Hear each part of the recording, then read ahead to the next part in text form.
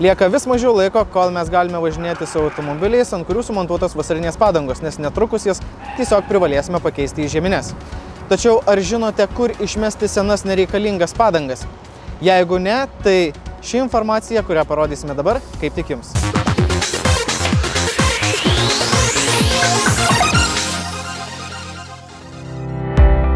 Padangų importuotojų organizacija primena apie naudoti nebetinkamų padangų sutvarkymo galimybės.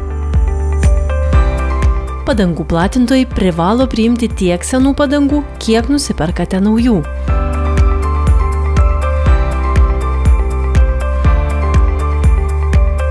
Autoservisai ir kitos techninės paslaugas teikiančios įmonės privalo priimti tiek nebetinkamų naudoti padangų, kiek montuojama jūsų automobiliui.